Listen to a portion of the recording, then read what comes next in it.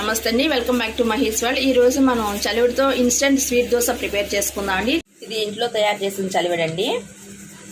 ఇది ఇంట్లో తయారు చేసిన నెయ్యితో వేశారు. ఇది చూస్తున్నారు కదా, నెయ్యి బాగా ఎక్కువగా ఉంది. దీంతో దోశ వేస్తే చాలా బాగుంటుంది. ఇది పంచదార చలివిడి అండి. మన తెలుగు రాష్ట్రాల్లో పెళ్లి, సీమంతం, బిడ్డ పుట్టినప్పుడు సారీ పెడుతూ ఉంటారు కదా, ఆ సారీలో కడుపు చల్లగా అని చెప్పేసి చలివిడి పెడుతూ ఉంటారు. ఈ చలివిడిని బెల్లంతో చేస్తారు, అలానే పంచదారతో కూడా చేస్తారు. ఇది పంచదారతో చేసిన చలివిడి అండి. ఈ దోశ చేయడానికి నేను 1 కప్పు చలివిడి తీసుకున్నాను.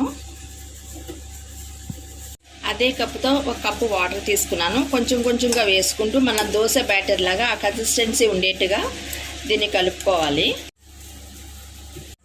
ఆ పిండి కలపడానికి 1/4 కప్పు వరకు వాటర్ పట్టిందండి. ఆ పిండిలో కొంచెం అంటే 1 చిటికెడు సాల్ట్ వేయాలి.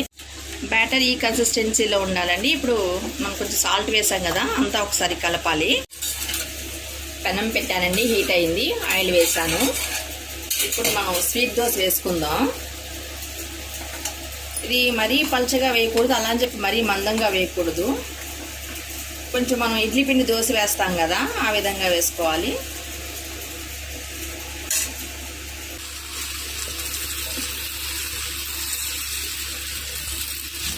ఇట్లా దోశ వేసిన తర్వాత చుట్టూ ఆయిల్ వేయాలి కొంచెం.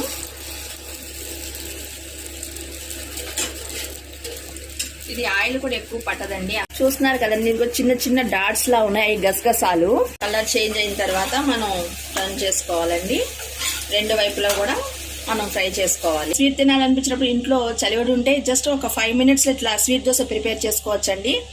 చూస్తున్నారు కదా, ప్రతి ముక్కలో కూడా జీడిపప్పు అలాగే కొబ్బరి ముక్కలు నేతితో వేపుతారు. అలాగే దీంట్లో వేసిన గసగసాలు పంటి కింద పడి చాలా టేస్టీగా ఉందండి. మీరు ట్రై చేయండి. మీకు ఎలా వచ్చిందో ఒకసారి కామెంట్ సెక్షన్లో కామెంట్ చేయండి. Thank you for watching.